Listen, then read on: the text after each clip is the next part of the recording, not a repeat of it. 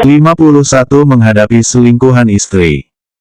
Wanita yang jatuh cinta memiliki IQ yang rendah. Sementara laki-laki yang sudah menikah, IQ tak akan seberapa tinggi. Donita sekarang memiliki kekhawatiran serupa. Itu juga merupakan pengalamannya.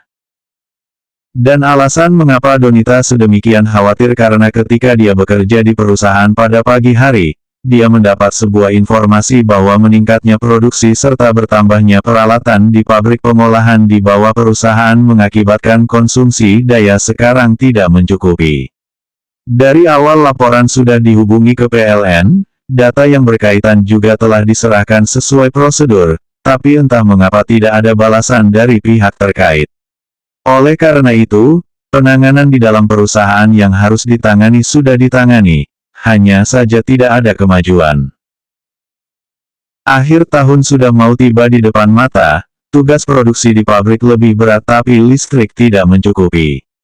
Apa yang bisa dilakukan? Seberapa besar dampak yang akan diterima? Untuk itu, bos perusahaan melontarkan sebuah lelucon. Siapapun dalam perusahaan yang dapat membantu menangani masalah itu, maka dia akan mendapatkan penambahan gaji. Selain itu, bisa mendapatkan pengerahan posisi.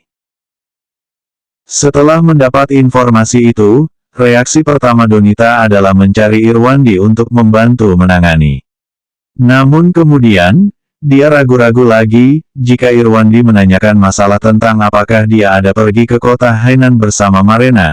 Bagaimana dia harus menjawab, harus tanya pada dirinya sendiri, dan masalah apakah dia ada pergi ke rumahnya, bagaimana dia harus menjawabnya lagi. Jika sebelumnya Donita masih memiliki sedikit rasa percaya diri, dari kecerdasan Irwandi, seharusnya tahu bagaimana sikap dia, tetapi, dia takut apabila Irwandi terlalu percaya kepada Marena.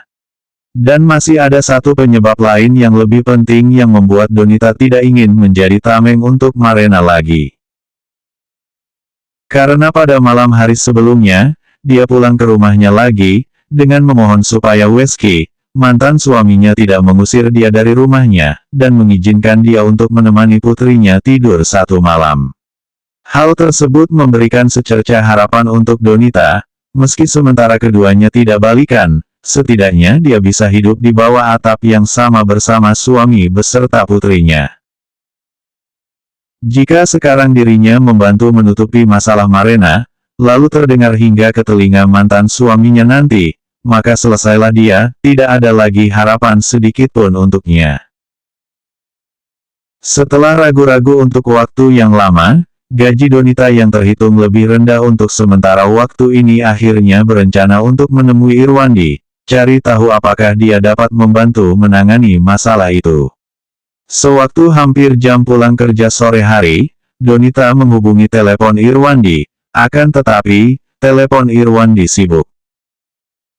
Karena saat ini telepon Irwandi sedang terhubung ke ponsel Welly.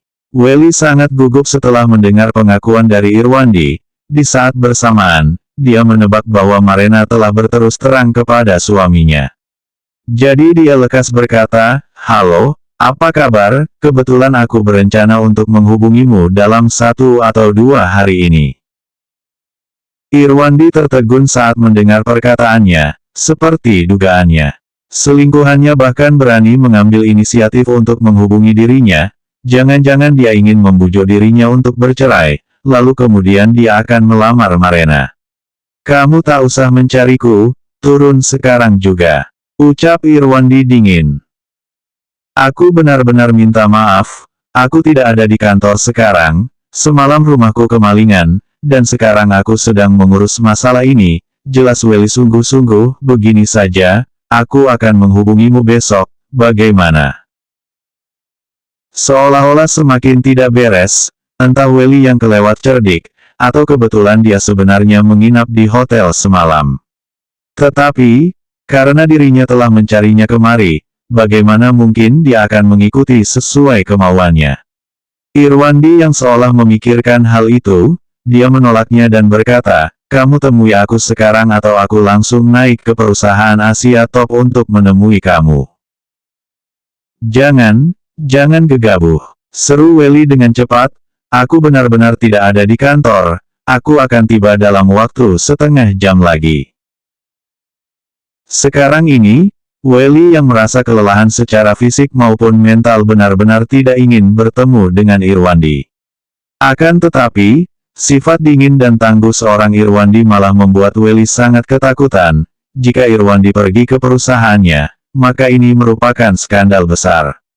Welly tidak dapat menanggung akibatnya. Maka dari itu mau tak mau dia harus menanggapinya dan segera menemuinya. Setelah memutus sambungan telepon, Irwandi berjalan ke tepi jalan dan berdiri di trotoar bawah pohon. Baru saja berdiri tegak, ponsel di genggamannya berdering tanda panggilan masuk. Dia melihatnya sekilas dan mendapati nomor yang tidak asing, tapi dia tidak ingat siapa pemilik nomor itu, jadi dia menyambungkan telepon. Halo. Ini siapa? Donita tertegun dari seberang telepon, suara Irwandi terdengar lebih dingin dan tidak seramah seperti sebelumnya.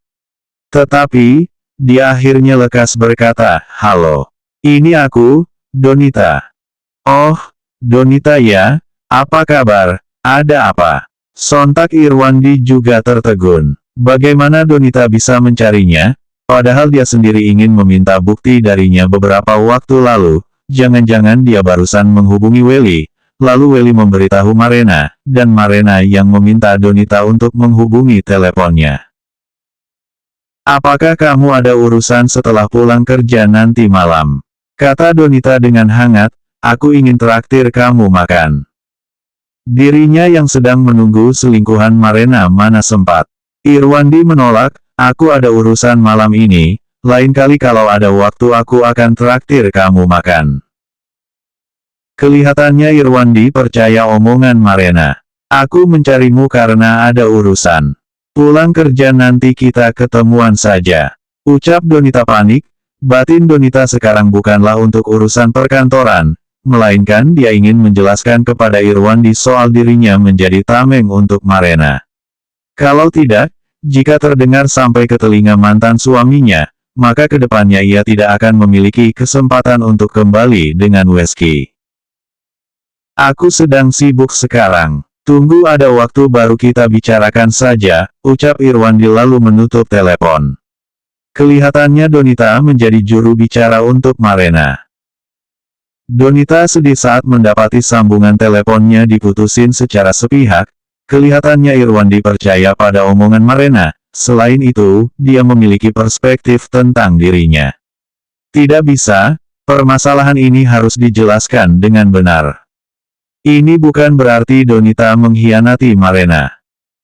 Ketika seorang wanita bercerai akibat berselingkuh, serta keinginan untuk balikan dengan mantan suami, pasti tidak berharap masalah perihal dirinya bersama pria lain setelah bercerai terdengar sampai ke telinga mantan suaminya.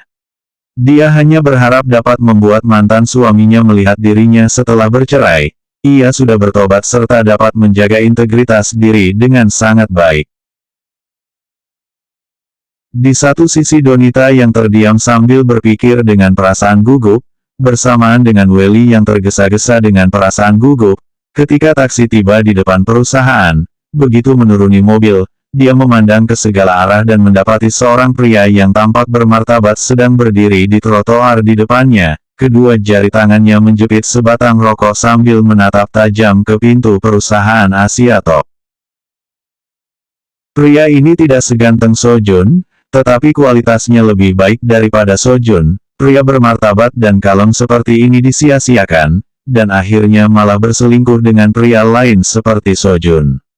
Welly pun merasa Marena sedikit disayangkan, sekaligus merasa Irwandi tidak pantas mendapat perlakuan seperti itu. Anehnya, Welly langsung mengira bahwa pria ini adalah suami Marena. Jadi Welly memasang senyuman hangat di wajah dan berjalan menghampirinya. Sebenarnya Irwandi dari awal sudah melihat Welly turun dari mobil taksi. Dari segi waktu, orang itu seharusnya adalah Welly. Melihat dia memandang ke segala arah, dia yakin orang itu adalah Welly. Matanya memperhatikan dengan seksama. Tinggi Welly standar, serta penampilan rata-rata, tak ada yang istimewa darinya. Tapi istrinya malah berselingkuh dengan orang itu sehingga membuat Irwandi sangat terkejut dan sedih. Dia menatap Welly yang sedang berjalan ke hadapannya dengan tatapan dingin. Setibanya di depan, Welly melihat tatapan dingin di mata Irwandi, kemudian berkata sambil tersenyum hangat, "Halo, apa kamu suaminya Marena?" "Aku Welly," sapanya sambil mengulurkan tangan ke Irwandi. Irwandi bahkan tidak melihat tangan yang diulurkan Wendy padanya dan berkata, "Tahu kenapa aku mencarimu?" Welly menarik kembali tangannya dengan canggung dan berkata sambil masih tersenyum, "Tahu, tapi mungkin ada kesalahpahaman." Katanya lalu berhenti sejenak, "Kita cari tempat lain untuk ngobrol-ngobrol, bagaimana?" "Kalau begitu duduk di kedai teh depan saja," sahut Irwandi menyetujuinya. Jika bukan di jalan raya, mungkin tadi Irwandi sudah menghajar Welly. Tetapi ketika ia memikirkan penyebaran berita di media sosial WeChat Del sangat cepat, jika menghajar Welly di sini barusan, maka di tempat lain akan langsung muncul berita di saluran sosial media WeChat. Selain itu, judulnya pasti akan sangat menarik perhatian orang. Mungkin, sang suami memukul selingkuhan istri di jalan, atau orang ketiga dipukul ketika berdiskusi dengan sang tuan rumah, atau kasus pertumpahan darah yang disebabkan oleh seorang wanita muda yang cantik. Bagaimana cara menarik perhatian? Betapa menakutkan, tergantung bagaimana kejadiannya. Irwandi yang rendah hati tidak ingin menjadi pemeran utama di dalamnya. Meski dia ingin memukul Welly, dia akan melakukannya dalam keadaan di mana tidak ada seorang pun yang melihat. Istrinya berselingkuh dan tak tahu malu, tapi dia tahu malu. Jadi Irwandi memimpin jalan di depan menuju kedai teh. Welly yang mengikutinya dari belakang akhirnya menghela napas lega. Welly lebih takut akan menimbulkan berita baru di depan perusahaan. Memasuki ruang privasi kedai teh, Welly memesan 2 cangkir teh dan sepiring buah-buahan dari pelayan yang masuk. Kemudian dia mengulum senyum dengan penuh perhatian menyodorkan sebatang rokok untuk Irwandi. Irwandi yang tidak terkendali tidak menerima rokok yang disodorkan. Dia terus menatapnya dengan tatapan dingin. Welly tersenyum kering sejenak dan menarik kembali rokok itu, dan duduk di kursi yang berjarak terpisah dari beberapa kursi lainnya dengan Irwandi. Sesaat, suasana di ruangan itu sangat suram dan mencekam. Bahkan saat pelayan masuk untuk mengantarkan teh serta buah-buahan, dia merasakan keanehan setelah menyuguhkan teh dan buah-buahan. Dia diam-diam melirik sekilas saat dirinya hendak meninggalkan dan menutup pintu ruangan privasi. Begitu pintu ruangan privasi tertutup, Welly tersenyum kering, "Silahkan diminum tehnya." "Katakan saja," ucap Irwandi dingin. "Tuan, aku mau tanya apa margamu?" tanya Welly, tetapi melihat tatapan dingin Irwandi yang menusuk, dia sama sekali tidak memberikan jawaban untuknya. Akhirnya dirinya berpikir sejenak kemudian berkata, "Tadi malam adalah pertama kalinya aku dan Marena bertemu, sebelumnya kami tidak saling kenal." Seharian penuh Marena merasa tidak tenang. Meski semalam dia sudah memberi penjelasan, tetapi suaminya tidak banyak bicara, juga tidak menanyakan apapun padanya. Akan tetapi, dia bisa merasakan kekesalan dalam hati suaminya. Seharian ini, Marena terus memikirkan cara bagaimana untuk memperbaiki hubungannya dengan sang suami. Persis setengah jam sebelumnya, dia mengirim pesan ambigu di WeChat suaminya, "Suamiku, nanti malam aku pulang aku ingin memakan masakanmu." Dalam tebakannya, suaminya pasti sangat senang mendapat pesan itu, dan akan segera membalasnya. Akan tetapi, tidak ada balasan pesan dari suaminya sampai sekarang. Anehnya Marena merasa sedikit panik. Dia berpikir sejenak, lalu mengirimkan sebuah pesan WeChat untuk suaminya lagi, "Nanti pulang malam tunggu aku di rumah. Aku akan memasak untukmu." Dari pemikiran Marena, kali ini suaminya seharusnya senang, bukankah suaminya selalu sangat ingin memakan masakan dia? Kali ini dirinya yang akan memasak dengan tangannya sendiri untuk suaminya seharusnya senang, bukan? Akan tetapi, setelah menunggu beberapa lama, suaminya masih belum membalas pesannya. Mungkin suaminya sedang mengadakan rapat atau sibuk dengan urusan, sehingga tidak melihat pesannya. Marena yang menduga-duga mulai menghubungi telepon sang suami. 52 bersiap-siap pulang untuk menjelaskan. Melihat tatapan dingin Irwandi sekarang juga menyiratkan sarkas serta penghinaan, Welly tersenyum kering. Aku tak peduli kamu percaya atau tidak, aku benar-benar hanya bertemu Marena satu kali saja. Lalu kenapa harus menyuruhnya pergi ke hotel melati kamar nomor 307 untuk ketemu kamu di tengah malam? Akhirnya Irwandi buka mulut. Tangan yang diletakkan di atas meja mengepalkan sebuah tinju.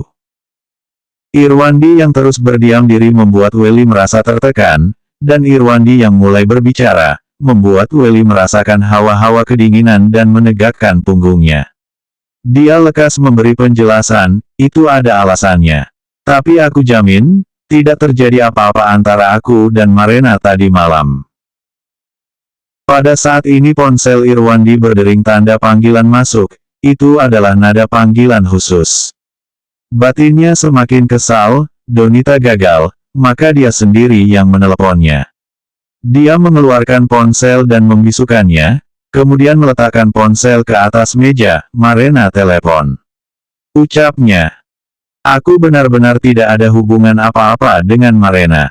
Welly yang melihat tatapan Irwandi semakin dingin, dia menjadi cemas dan buru-buru menjelaskan, aku hanya ingin memanfaatkan masalah tentang Marena bersama Sojun.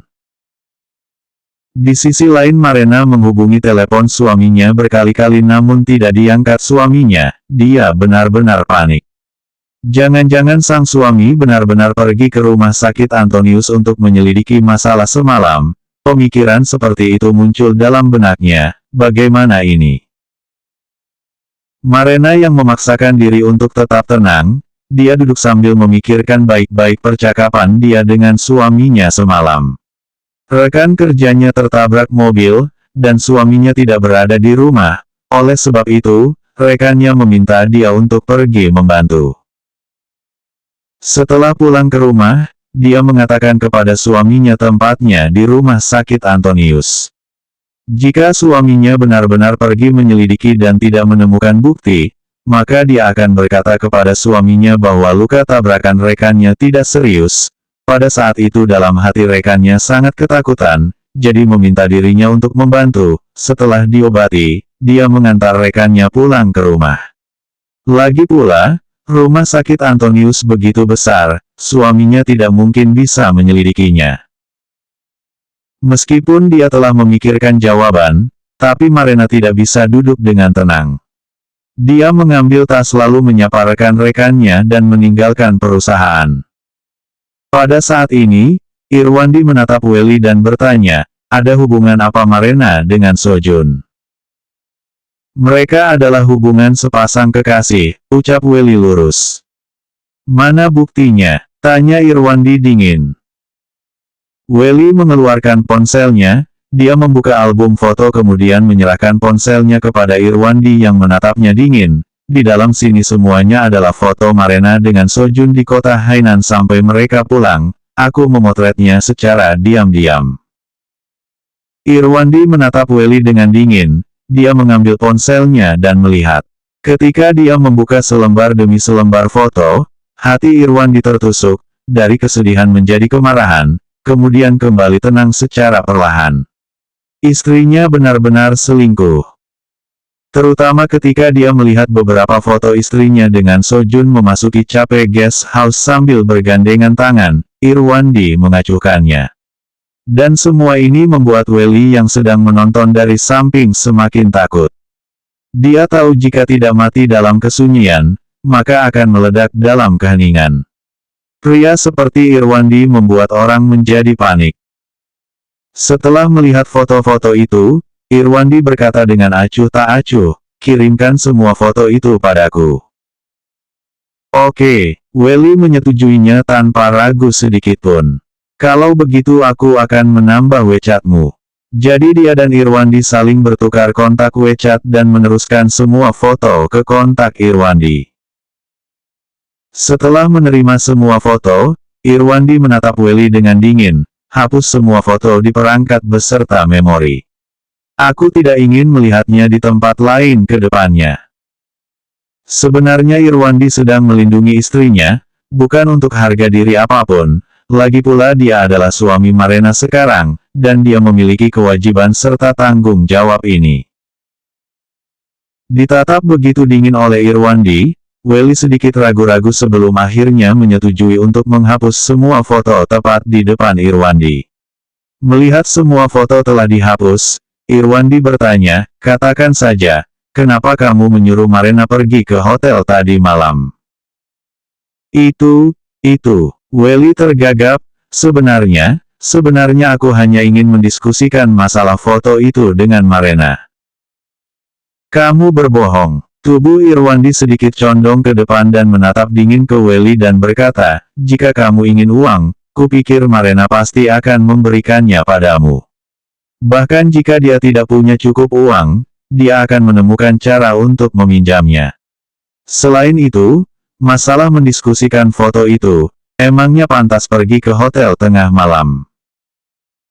Ditatap dengan dingin oleh Irwandi seraya mendengarkan analisis Irwandi. Welly merasa seperti sedang ditatap oleh seekor harimau, membuatnya merasa ngeri. Tubuh Welly mundur tanpa sadar dan berkata dengan buru-buru, benar-benar membahas masalah foto.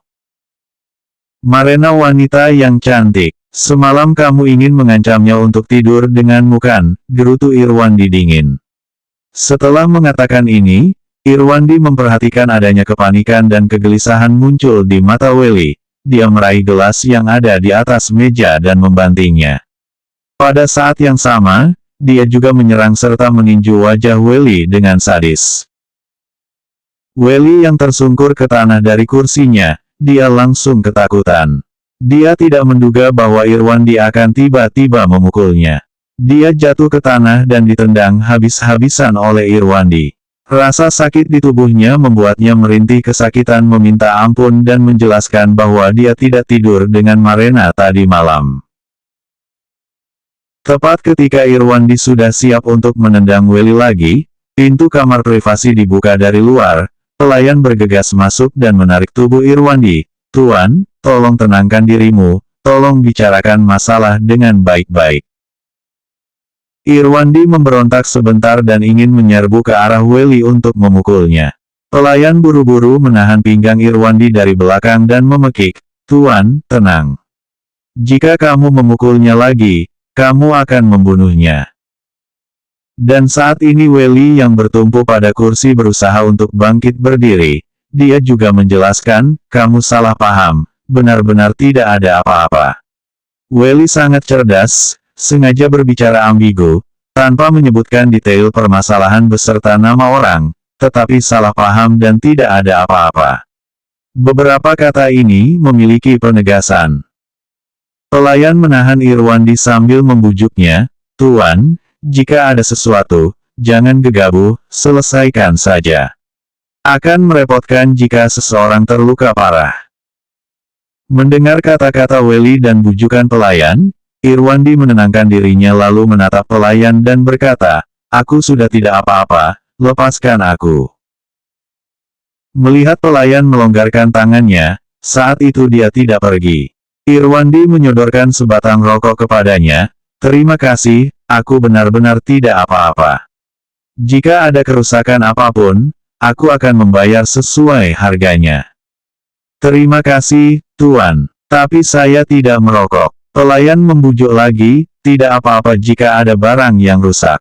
Tapi jika ada orang yang terluka parah, masalahnya akan lebih besar. Jika kamu memiliki masalah, bicarakan baik-baik. Pelayan itu berhenti sejenak untuk melihat Irwandi benar-benar sudah tenang, lantas dia meminta diri dan pergi meninggalkan keduanya. Welly yang sedang berpegangan pada kursi, dengan wajah merah bengkak, buru-buru menjelaskan setelah melihat pelayan pergi, aku benar-benar tidak tidur dengan Marena. Melihat tatapan menghina dari Irwandi, dia ragu-ragu kemudian melanjutkan, benar, aku ingin mengancam Marena tadi malam, tetapi itu tidak berhasil. Kalau tidak percaya, Pulanglah dan tanya sama Marena, maka kamu akan tahu. Jika nantinya aku menemukan bahwa itu tidak sesuai dengan apa yang kamu katakan, kamu seharusnya tahu konsekuensinya. Irwandi mengabaikan Welly dengan acuh tak acuh, kelak, jika kamu mencari Marena lagi. Tidak akan, Welly buru-buru memotong perkataan Irwandi dan berkata sambil menggelengkan kepalanya, tidak ada kata kelak. Kelak aku tidak kenal, aku juga tidak tahu siapa Marena.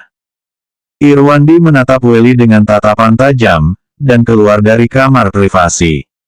Setelah keluar dari kedai teh, Irwandi melihat sekeliling, bersiap untuk memanggil taksi dan pulang ke rumah untuk membuka kartu istrinya. Marena yang meninggalkan perusahaan lebih awal, langsung mengendarai mobilnya menuju perusahaan suaminya. Ketika dia melihat ruangan kantor suaminya terkunci, dia segera pergi menemui Chika. Halo, Cik. Kakak ipar. Chika berkata keheranan, kenapa kakak di sini? Hehe, Marena memaksa diri untuk tersenyum, aku datang mau cari Irwandi. Tapi, dia malah tidak ada di kantor. Aku juga tidak melihatnya sejak sore tadi. Ujar Chika heran, mungkin, tadi sore dia keluar karena ada hal yang harus dikerjakan. Sebenarnya, Chika merasa lebih aneh lagi. Dia melihat ketidaknyamanan dan kegelisahan di mata Marena. Marena membalas, oh, sekilas. Kalau begitu aku pergi dulu. Jika Irwandi kembali, beritahu dia kalau aku sudah memasak makan malam di rumah. Lalu dia buru-buru berbalik dan pergi. Hati-hati di jalan, Kak. Chika memekik dari belakang punggung Marena. Namun, batin Chika sudah yakin bahwa Marena dan Irwandi memiliki kontradiksi yang hebat.